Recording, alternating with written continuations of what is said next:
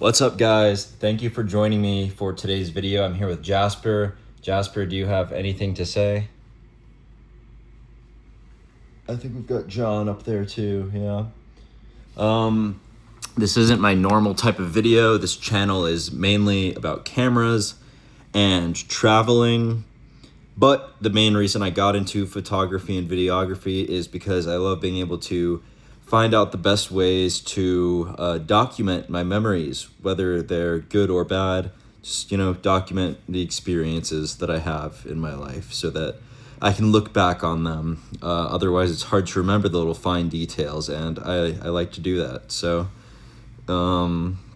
yeah, thanks for joining anyways. This is about my experience breaking my back and where I'm at now. So have fun listening to me talk for the next 30 minutes. We'll see. Challenge. We'll see if you can make it all the way to the end.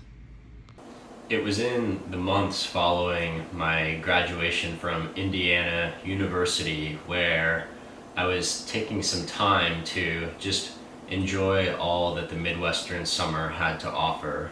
We were going to concerts every weekend, going on runs, spending time with my friends, and we were just having a great time all around.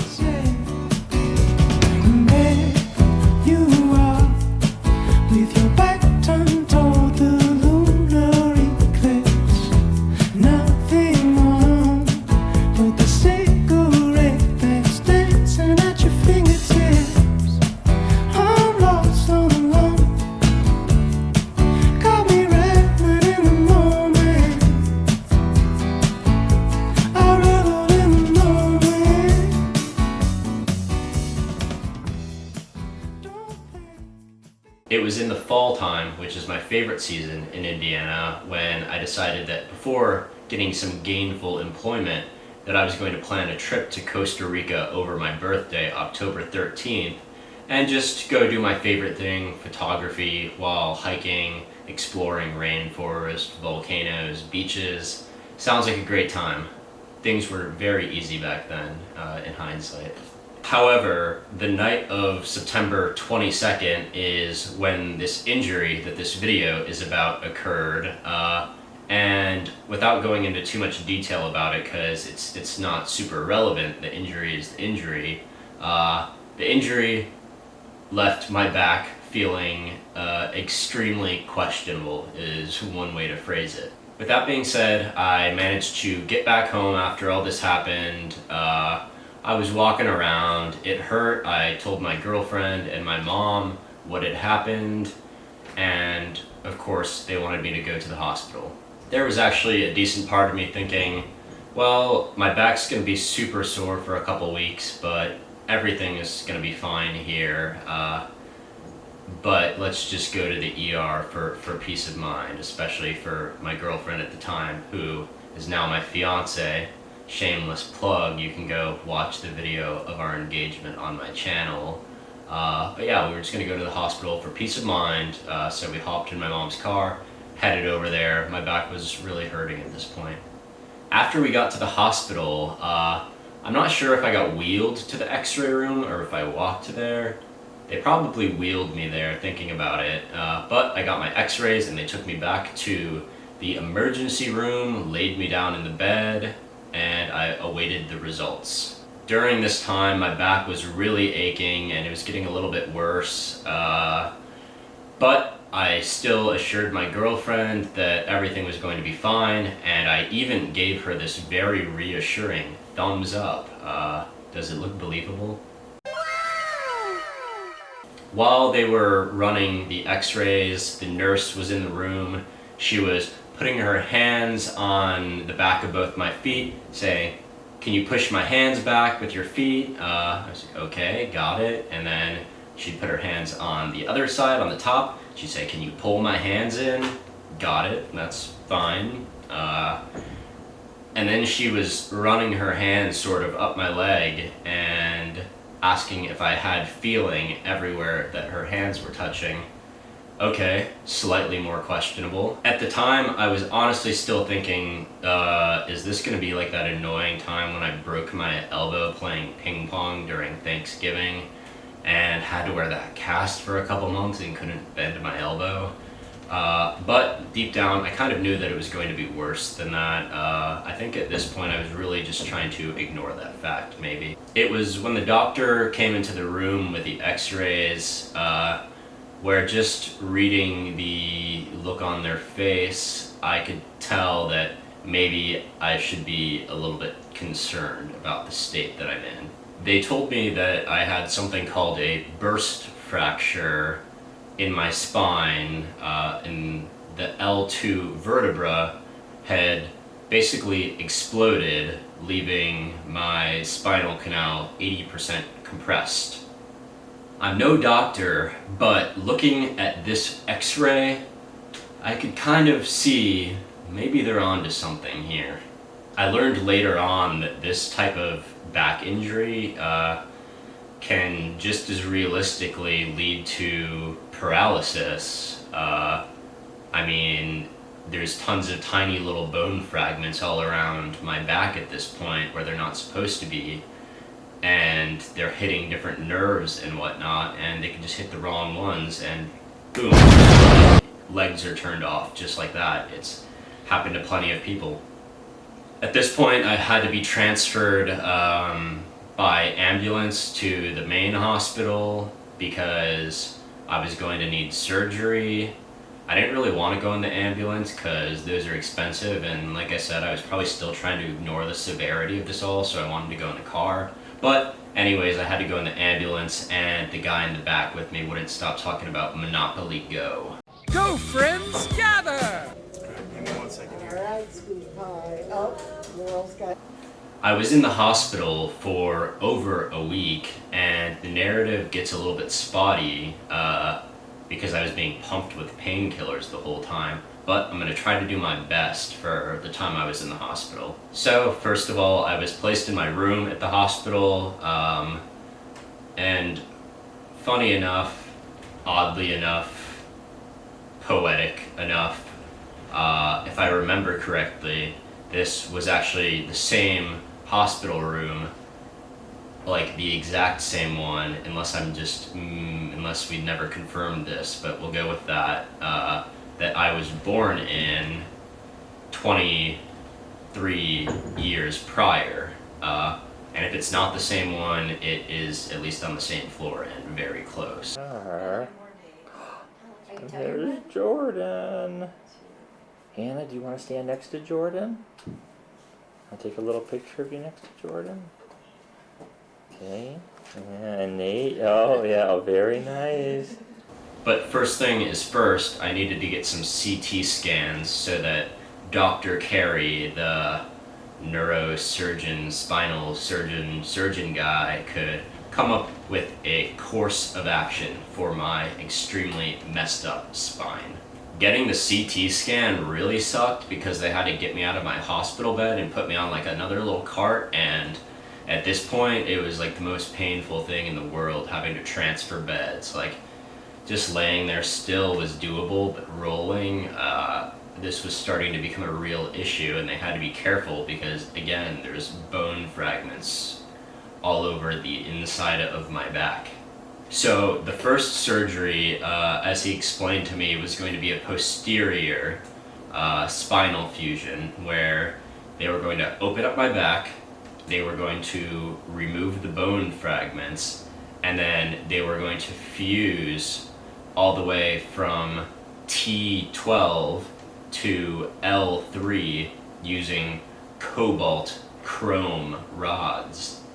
And they were going to put some screws right up in there for some stabilization, which you'll see in some x-rays that I show later. A graft of synthetic bone matrix was also going to be placed in there to encourage the fusion. You know, I don't know what a lot of this means, but I kind of think about it how in Minecraft, if you put bone meal on something, it makes it grow. So if you put little ground up bone on my spine, it's supposed to grow back or fuse back together. They ended up telling me, well, we sort of asked, but they have to like tell you what the risks are, and paralysis, the chance of 5%, was a risk of just this first surgery alone. It's a higher percentage that I wanted to hear, but apparently it's not risk-free for them to open my back and start messing around with little bone fragments that are floating around in a swimming pool of nerves. I had never had surgery before.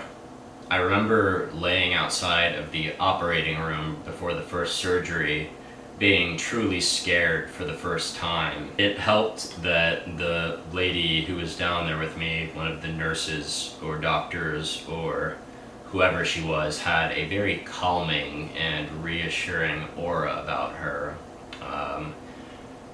So before going into the OR, they told me they were going to have to get off my shirt somehow, either cut it off or I was going to have to be able to get up enough for them to lift it off. And I remember thinking, well, you can't cut this shirt off because I'm wearing a Lululemon shirt right now that my girlfriend got me and she'd be upset. But I don't know, maybe that should have been the least of my concerns, but it is honestly just what popped in my head for some reason at the time, and that's what I told her.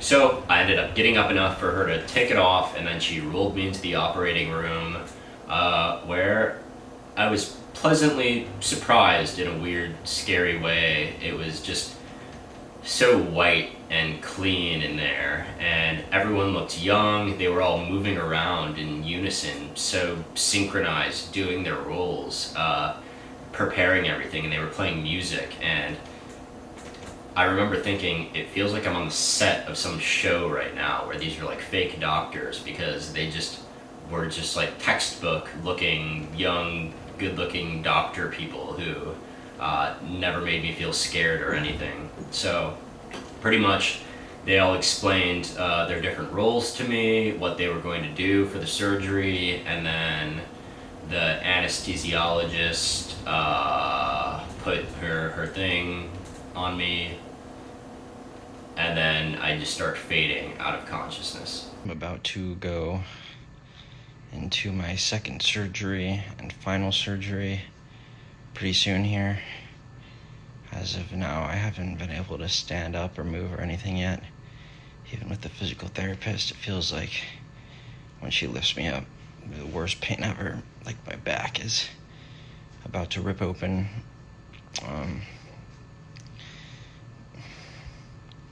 But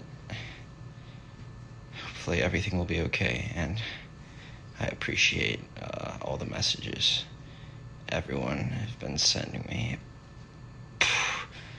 It's just random sharp pains up my back. No good. Let's hope that I'm better next time anyone sees this video.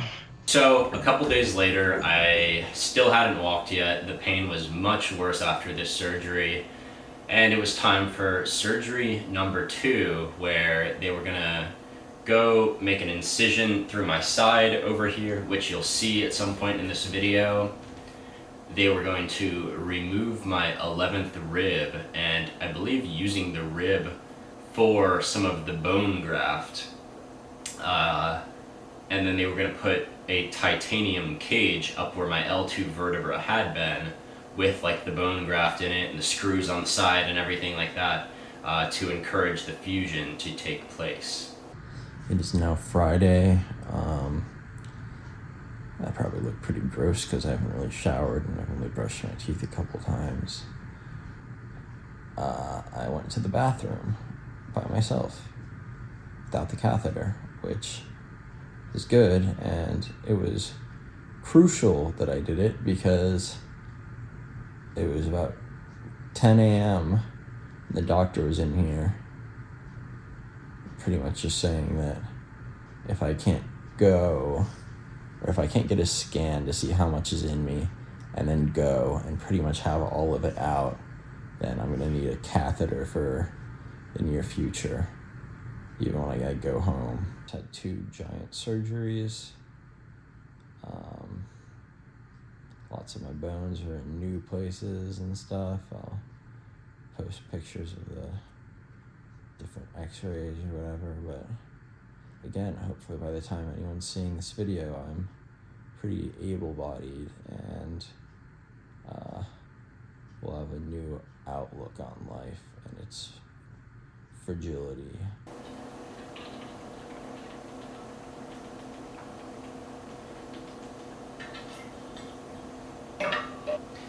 Now, I just have to be completely honest. I was not fun for anyone to be around.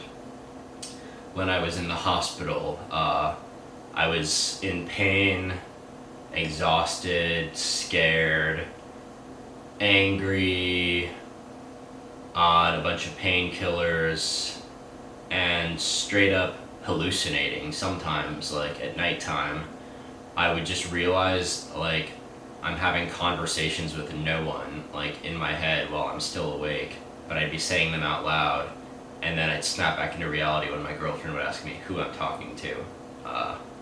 Yeah. I was also just getting annoyed at some of the staff there.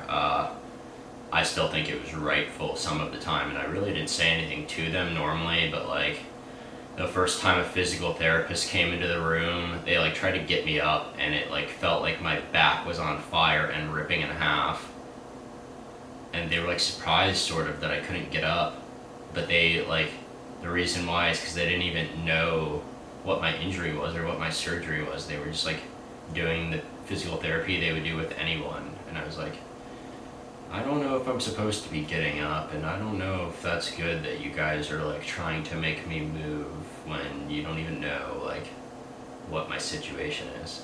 And then of course there was another time where they took me down to the basement of the hospital for me to get x-rays, which was super difficult, and then she rolled me back into the hallway where I was alone, and she said that someone would come and get me within like a minute because I was the only one down there, but it turns out no one came to get me, and since no one else was down there, I couldn't tell anyone like what the situation was, so I was like in a lot of pain, and I was just left alone in the basement of the hospital. The nurses, however, during my stay there were just like complete angels.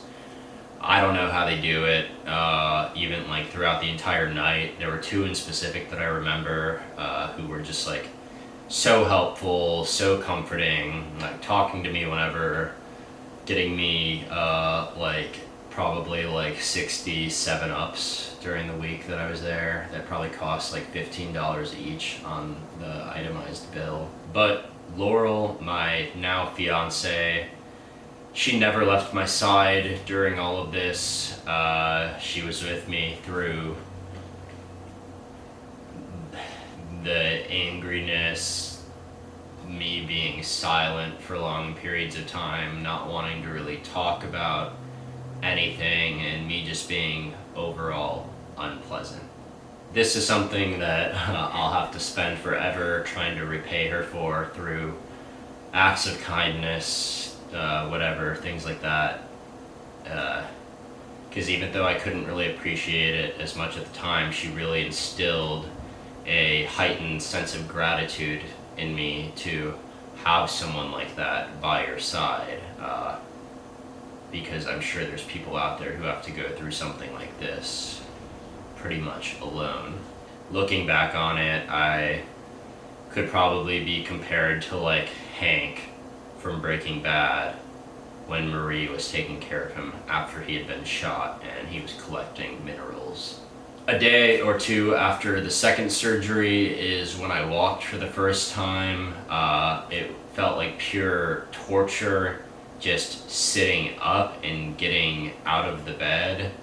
Like I've said before, like I can't even describe it fully, but it literally just felt like if I sat up, my spine was going to disconnect into two pieces. Worst pain I felt in my entire life. Fatality. If you're, yeah, I'm sorry if you're watching this video and you're about to go get this surgery. I don't think it's this bad for everyone. I think, you know, if you're just going in to get like scoliosis corrected or something, it's probably not as bad. But hey, don't leave the video yet, because you might have some more confidence instilled in you once you see the recovery later. Sorry if I'm taking too long. Let's speed this up.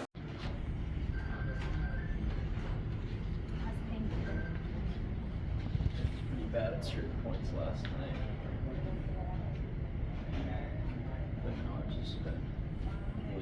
since I stopped letting me drink at like 6 a.m.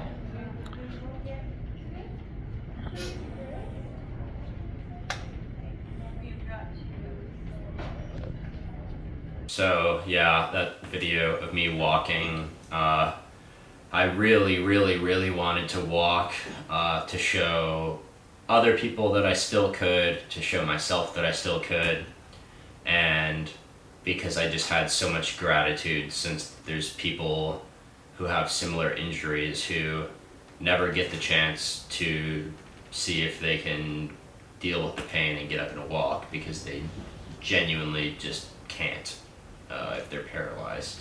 So many people reached out to me during this injury, and again, a theme throughout this video is just going to be gratitude.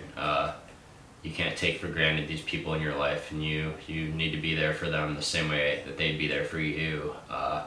We even got sent a couple of fruit baskets. The chocolate pineapples were always a favorite, and I think if it weren't for those and for TikTok, that Laurel probably would have left me.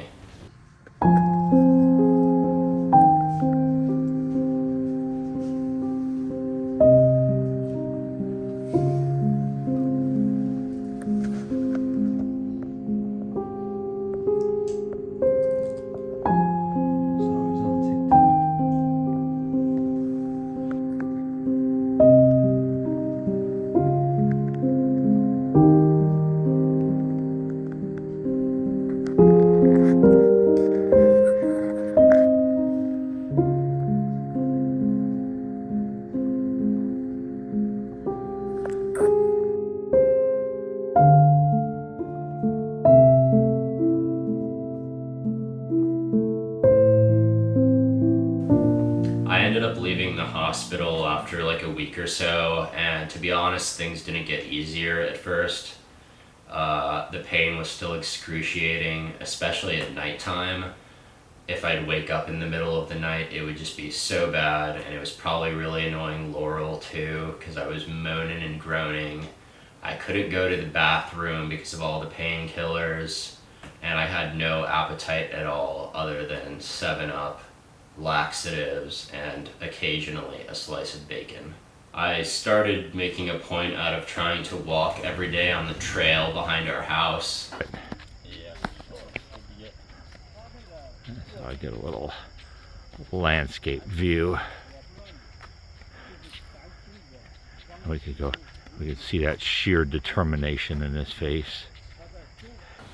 It was fall time right now. It was absolutely beautiful in Indiana. And the first day that I went out on a walk, I actually went 2.3 miles.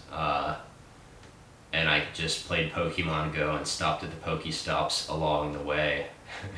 So I felt very accomplished by this, and it actually gave me some confidence moving forward, even though it made me pretty sore afterwards. Even with the confidence from being able to walk decent distances, recovery truly comes in waves, and you're gonna have to remember that if you get almost any sort of surgery. It isn't all linear. It doesn't just go up. You know, sometimes the pain would just be so bad randomly in the night, or there'd be sharp pains up my back, and I'd just be like, this is going to be how it is forever, I think.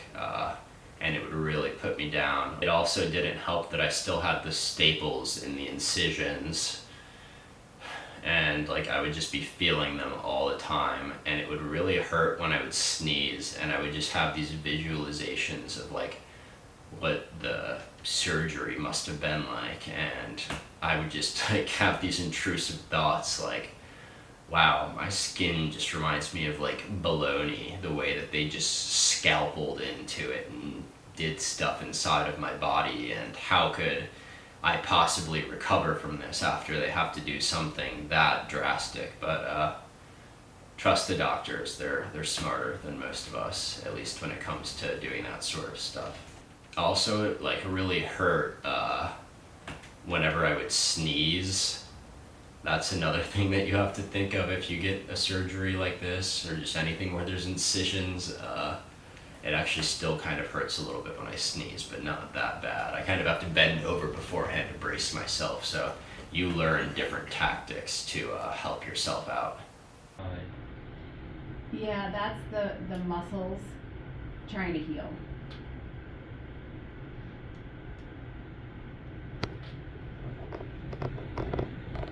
And then you probably also are feeling some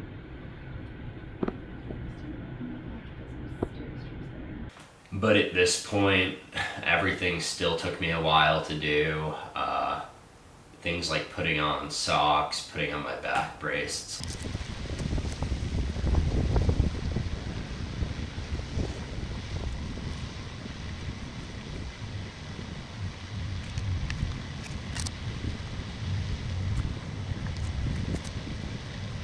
Like, you can't bend over at this point, so you really have to start adjusting your life in a decent amount of ways. I really wasn't taking like proper care of myself hygiene wise at this point. Like, I should have probably shaved the awful beard off or gotten a haircut, but I just didn't care enough because I don't want to stand up for super long and do that sort of stuff. It's like when I wasn't exercising, I just wanted to lay in bed pretty much.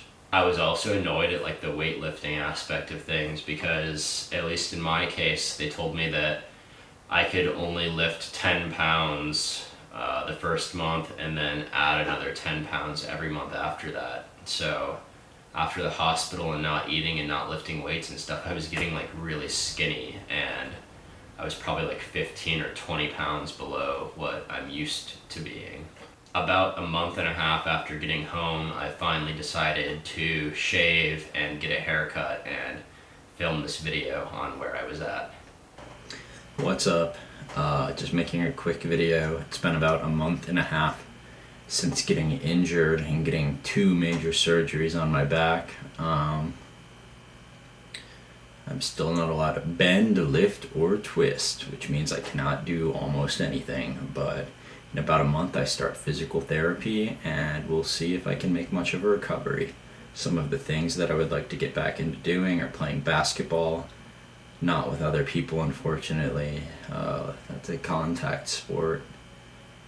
Rock climbing is something that I'd like to do, mostly bouldering probably. And I just have no idea if I'm going to be able to do any of it. Weightlifting, I really want to weightlift.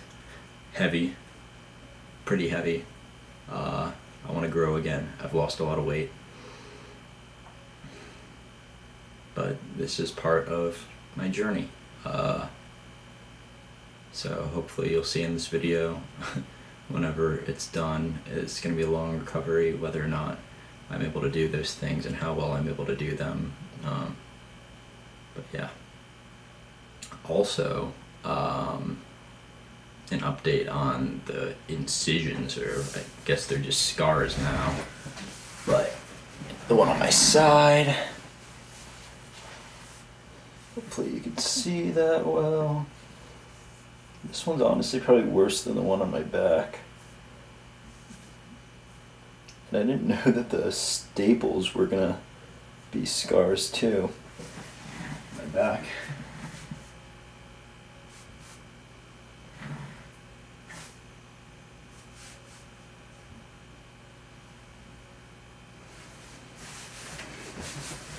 From watching that video, I can tell that I'm doing a bit better, but it still kind of brings me back to that time period and reminds me of the disappointment and uncertainty that I was feeling about a lot of things. Things like playing basketball in groups of friends was something that they just told me I'd never be able to do anymore. And well, what I ended up finding is that that's not really true for the most part. I mean, you have to be careful. Like, I'm not doing things that would injure someone's back to begin with, like skiing, like high-risk activities, but things really can get better. I started going to LA Fitness with Laurel pretty much every day and doing 5Ks on the treadmill. Just finished another 5K. I'm actually at 5.3 kilometers right now. Laurel's finishing hers up pretty soon here. I just fast walked the whole thing. This one was my fastest one. I got it in like 40 minutes. Which the fast one wasn't that bad, because if I went much faster at a pace, I'd have to run, which We're getting them done. We're getting in the gym. We're getting big again. Even though I weighed like 15 pounds more a little bit ago. They also told me things like you probably won't really be able to ride a bike anymore because you'll be bending over and it'll hurt too much. And it's like, as much as I appreciate all the people in the hospital, I think that a lot of these protocols and physical therapy and recovery expectations they were giving me were for like really old people who like get the same surgery, because generally really young, at least young, early 20s people don't get a surgery like this. So I don't think they really had a lot of information on what it was going to be like for me. So they told me a lot of things that kind of disappointed me that I found out not to be super true in my case. Over time, and even still, I really started to process my feelings about how this is all going to affect the rest of my life.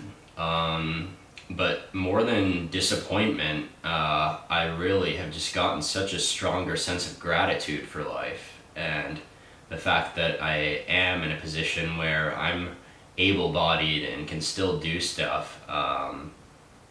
And that wasn't just me that came to that conclusion. It was other people that kind of helped, even if they didn't know it. Like, for example, Kira Condi is an Olympic climber, a couple years older than me, and I found her on Instagram. She had a spinal fusion from scoliosis of her entire back, and that was when she was like 13, and she still recovered and, became an Olympian. People assume that anyone with a spine like this couldn't walk, let alone become an Olympic climber. But I'm different. I'm going to try and become the first woman to win a gold medal in climbing. I see plenty of people now. Even Tiger Woods actually had a similar surgery. So I guess my golf career might not be over yet. But yeah, it goes to show community, finding people who are in a similar situation as you. Don't like isolate yourself or feel like you're alone and no one understands. Even if you're close, people don't fully understand. There are people out there. So with all of that being said, my motivation really grew, and over the year and a half up until now after my surgery, I got to work grinding. My life feels like heaven when you take me in your arms, in your arms.